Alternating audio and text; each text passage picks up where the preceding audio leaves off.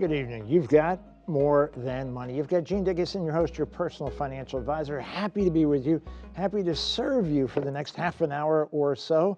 So settle in, maybe grab a cup of coffee or something stronger. Pad and pen, not a bad idea, as we share as much information as we possibly can in a very short period of time. Welcome back to all of our loyal viewers. If you're joining us for the very first time, we welcome you. I think you'll find the next half an hour goes very, very quickly, as we are the most relevant, we lay claim to being the most relevant financial show on television today, coast to coast, border to border. It doesn't matter what station you're on. It doesn't matter how large the network might be. We are the most relevant. We claim that boldly because of you. And if you're just joining us for the first time, you might be going, I'm not really sure how does that work? Well, you send us your emails to gene@askmtm.com, GENE@askmtm.com, and we build an entire show around your questions. So what's relevant to you, the most important topics in your financial life, and often financial and more, the title of the show is More Than Money. So often we're integrating a lot of different financial topics into one question. Sometimes the questions are quick and easy, sometimes not so much. But that's kind of the excitement of the show, and hopefully you'll hear some questions. You go, well, that applies to me. Others not directly to me. However that unfolds, as your questions arise, make sure you jot them down, because you'll want to send those off to our More Than Money advisors. We answer every single question back to you, and then we select a selection for a future show. Maybe one of your questions will end up on a future show as well. Now, speaking of future shows, I'm going to ask you to do me a favor. Circle on your calendar March the 6th. March the 6th is a very exciting evening for us, as we're opening up. We've talked many times on the show about peeking behind the curtain. How would you like to see completely behind the curtain? No peeking involved. Be involved in the production of two, not one, two More Than Money shows. We'll be doing live recording.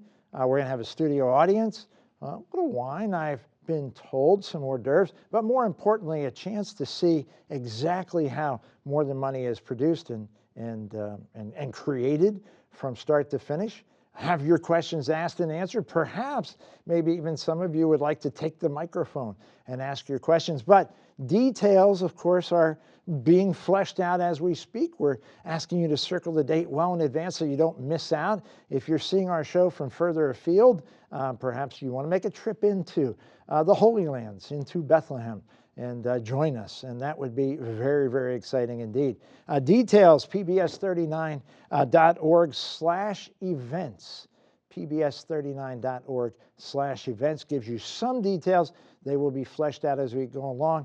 And it would be a great pleasure for me personally to be able to meet you face to face and maybe share some of what I've learned over 780 years with you and the folks that you love. So please join us.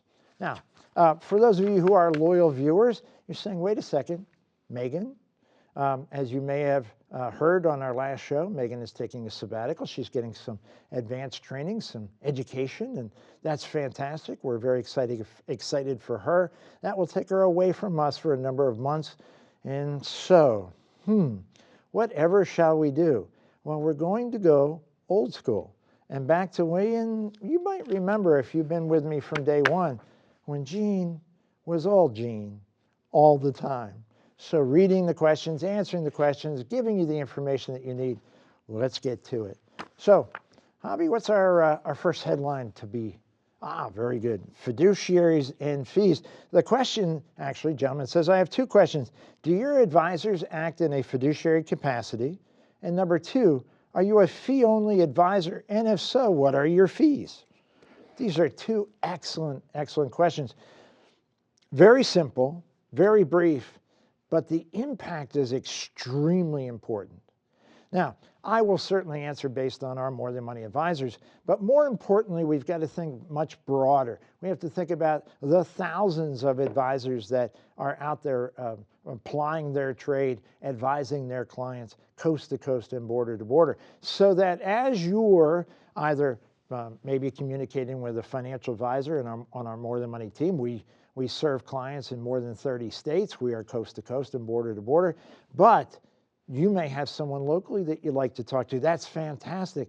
When you're talking to them, the word fiduciary will become a very important topic to raise on your part. In a very serious way, in a very realistic way, when you're talking to a financial advisor, particularly the first time, considering whether he or she would be appropriate for you, what you're really doing is conducting a job interview. You are asking critical questions about their experience, their background, their value systems, the advice that they typically give, what's their typical client. And fiduciary is a word that you should be familiar with for that very purpose. A fiduciary in a strict legal sense is one who acts on behalf of another, putting that other person's best interests first. So as a financial advisor in the old days, decades ago, most financial advisors were essentially stockbrokers. Stockbrokers who earned a commission.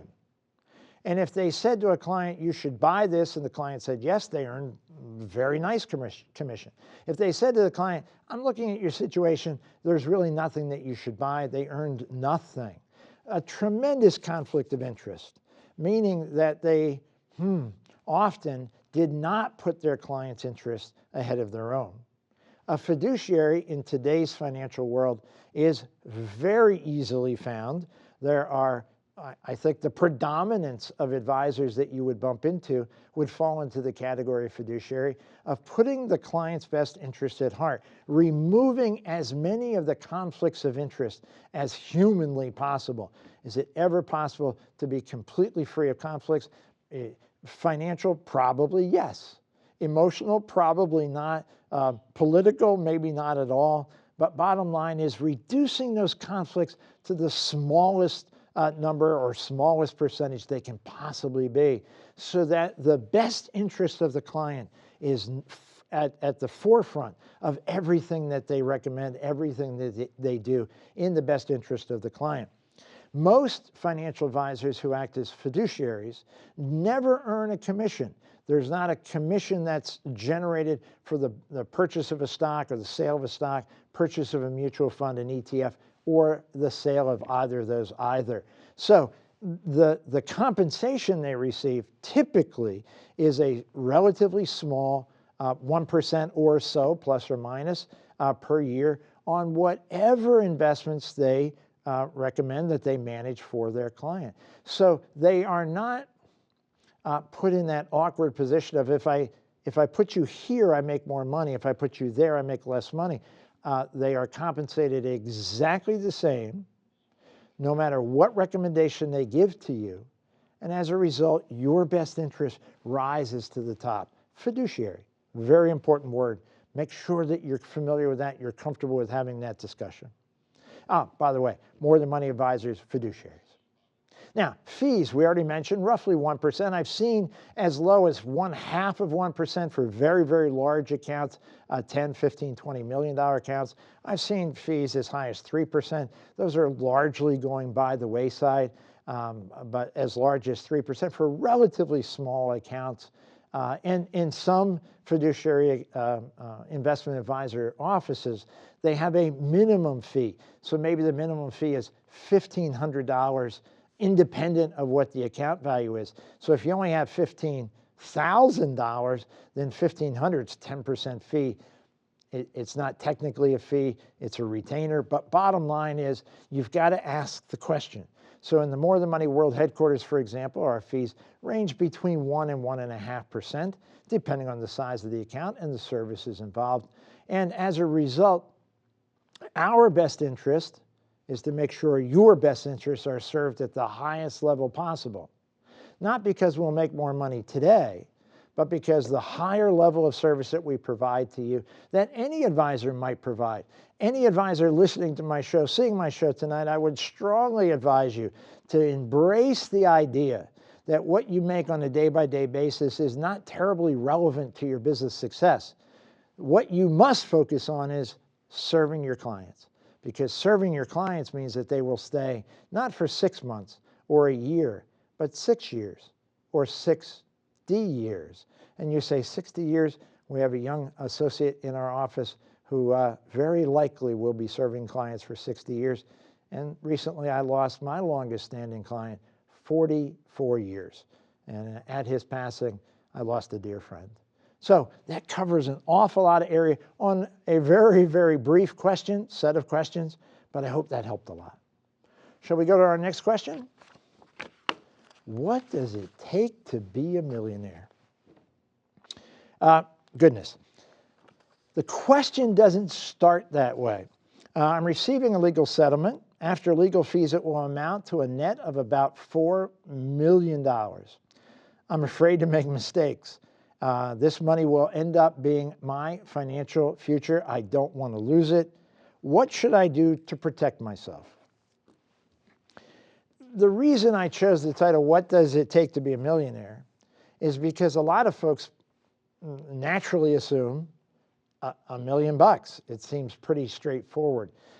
Being a millionaire is not just the amount of money you have, it's the mindset that you have.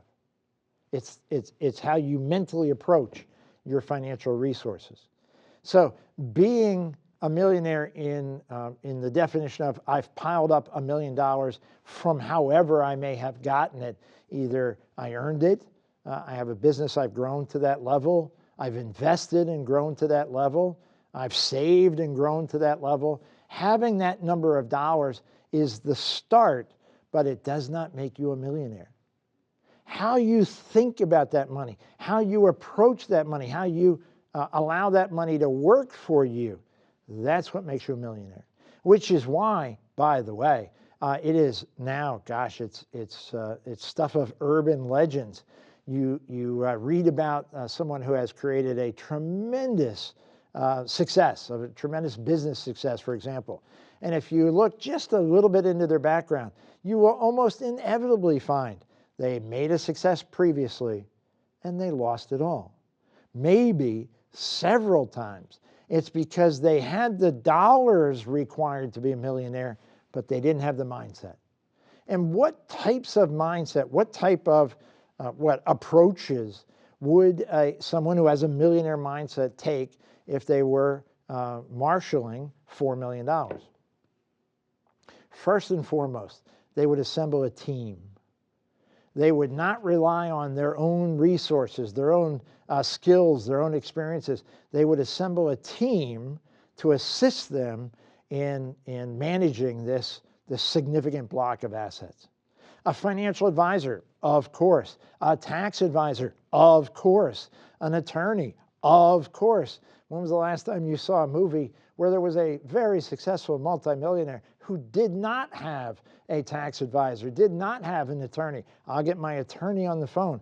Attorney that they call by their first name. This is not a accidental, hey, I've got to go to the yellow pages to find an attorney. Millionaires have a mindset that says, I don't have to rely strictly on my own knowledge. I can assemble a team that can provide me with tremendous amounts of knowledge. So let's use those three as good examples. I'm sure there will be others that you will assemble as part of your team, but let's look at those three in a microcosm. So financial advisor, if the financial advisor is full service, they will be looking at all manner of issues. Investing, of course. Protecting investments, of course. Reducing liabilities, very, very important. Reducing risks.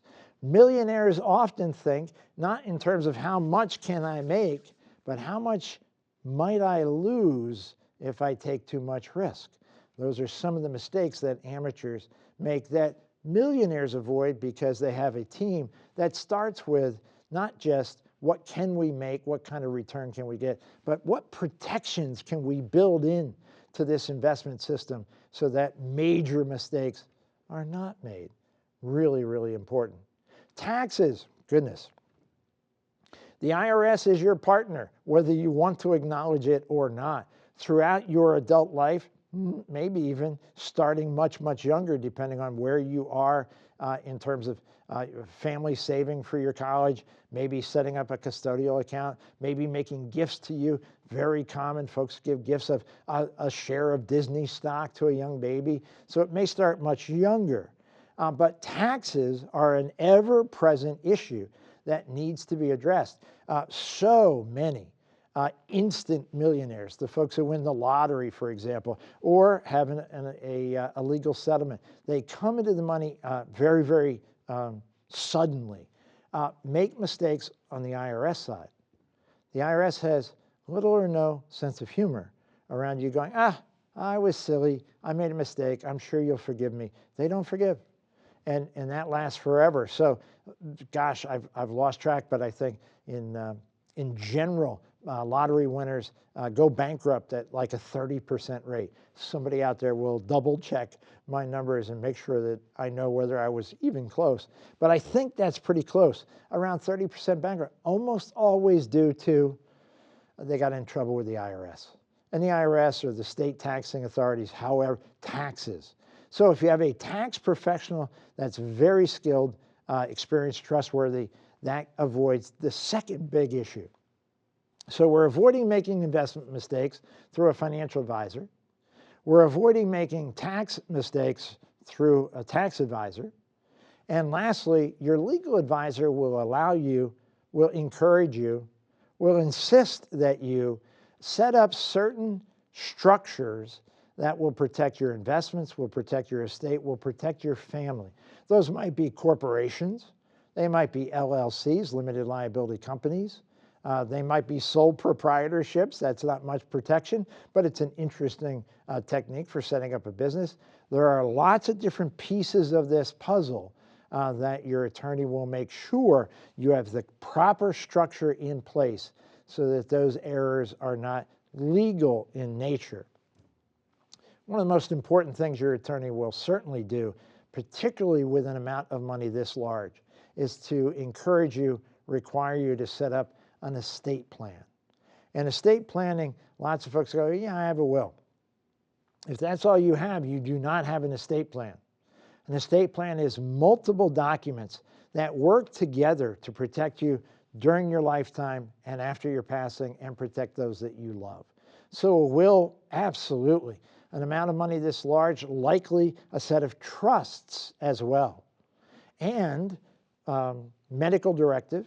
So in the event, sadly, that your health is lost, someone needs to make decisions on your part, that's well documented and things are as they should be. And powers of attorney. What if you can't respond? What if you're unable to respond? What if something that you can't be reached? You're vacationing, you're doing very, very well. And decisions need to be made on your behalf from a financial standpoint. The power of attorney is very, very important there. So again, $4 million does not a millionaire make. A millionaire mindset is what makes a millionaire. So having a financial advisor, a trusted tax advisor, and a trusted experienced attorney, that's how a millionaire would approach this concern. Outstanding. If Megan were here, I would say, Megan, where to next? But in this case, I'll say, Javi, where to next? Are gifts good? Seems like a foolish question. Let's find out. I've enjoyed your show on PBS for the past year. I've learned a great deal. Thank you. My question is, my wife and I are in a CCRC. For those of you who are not familiar with that, as you get older and closer to retirement, you likely will become familiar with that term, Continuing Care Retirement Community, CCRC, very important. I feel our current income, with our current income, and it comes from multiple sources, is enough to cover our living expenses, and our savings nest egg is quite secure. We began writing checks to our 4 children 4 years ago, each year at Thanksgiving, ironically, in the amount of, you guessed it, $4,000 each. We would like to continue doing this as it has very little impact on our savings. Number one, is this a good idea to help minimize taxes on inheritances later? Is what we are doing legal as far as the IRS is concerned? Thank you for taking your time. Goodness. Gifting is, in many ways, particularly in this case as described, it's fantastic. It is absolutely wonderful. It's joyous. These folks, 4 kids, 4 years, $4,000, somewhere in the $60,000, $70,000 range they've already given away. Can you imagine the number of stories they've already accumulated from their kids? Hey, Dad. Hey, Mom. We were able to use that money to put a down payment on the car that we needed so very badly, and replace that old clunker, and now we're safe and sound. What a great story. Hey, Mom and Dad, we're putting that money you're giving us into your grandchildren's college fund. What a great story. Hey, Mom and Dad, you helped us get out of debt. You helped us pay down our mortgage faster. These are all wonderful things that have great impact, great positive impact on the entire family, and they're seeing it. It wasn't left in their will, and they have ascended to a better place and hope that all these things have become useful to their children. They are seeing it in real time. It is a beautiful, beautiful thing that they are doing. Now, will it help reduce inheritance taxes? Because our show is seen in many different locales, many different geographies, some states have inheritance taxes, some do not. The federal government at this point, as I am recording this show, at this point has nearly zero interest in the average American's estate. Because for a husband and wife to have their estate taxable on a federal level, the estate combined would need to be in excess $25 million. So I think we're on safe ground to say probably not the case here. We're just guessing, but probably not. So federal estate tax, inheritance tax, zero, no matter what. The state, however, may very well impose an inheritance tax. State of Pennsylvania, for example, to go to children, it's 4.5%. So for every $10,000 that they give, they are saving the family $450 in inheritance tax in the state of Pennsylvania. Please check with your local taxing authority to see what your state does or does not assess. Florida, for example, inheritance tax is zero, so this doesn't apply at all. It makes it fantastic. But in the state of Pennsylvania, they've given away, this couple so far, about $70,000. They have ended up saving somewhere nearly $5,000 in inheritance taxes for the children. That's lovely. That's lovely. Is it a good reason to be doing what they're doing? I think it's an okay reason. I don't think it's a good reason. I think in many ways it's literally the cherry on the sundae. It has nothing to do with all the good stuff. It's just a pleasant collateral impact. What they're saying in terms of is it legal, not only is it legal, lots of folks have it in their mind that there's some annual amount you can't give more than. And the answer is not likely true. There is certainly an annual amount, an annual gift amount that you can give away, and you don't even have to file a piece of paper. Currently $18,000, $19,000 a year per person, per donor, which means mom and dad can team up, and let's call it $18,000. They could give each kid up to $36,000 per year. They could give their grandkids the same thing. They can give as many different people as they wish. So somebody who has millions could literally give away millions of dollars to lots and lots of people and not even have to file one piece of paper. Fascinating. Now, look at it in the exact inverse of that. What if they had one child? And what if the child they wish to give $1 million to? Wow, that's way more than 18. Are they in trouble? The answer is not even close, because now they do have to file one piece of paper. And in their lifetimes, husband and wife are allowed to give away, without paying any tax, $25 million, in addition to $18,000 a year. So in this particular case, no worries, no fuss, no muss. Well done, you. Hobby, we have one more, maybe? Ah, very good. Our sons won't live in our home. The gentleman writes, I've been watching your show, enjoying it, And my question is, I want to know the best way to have my two boys deal with having our house after my wife and I pass away. They would not need to live in it, and they would end up selling it. Is there anything I can do now to make that easier? It's paid off with just property taxes and insurance to deal with. Thank you for all you do and your valuable information. Well, you're very, very kind. This particular question is very clear. Their sons will not live in the house. That's an important issue relative to other options. In this particular case, they will end up selling the house. It will end up being, the result will be, it is very important for them, tax-wise, to inherit the home versus having the home being given to them. If the home, for example, is $400,000, mom and dad paid $100,000. If they give the boys the home, they will have to pay capital gains when the home is sold on $300,000. If they bequeath the home in their wills, their estate plan, the $400,000 house cost basis to the boys rises to that value on the date of the second death. So $400,000 becomes a $400,000 cost basis. The two boys could then end up selling the home and pay no capital gains tax at all. Very straightforward. Thank you for being clear about your objectives, and thank you for asking in advance so we don't have to fix it after the fact.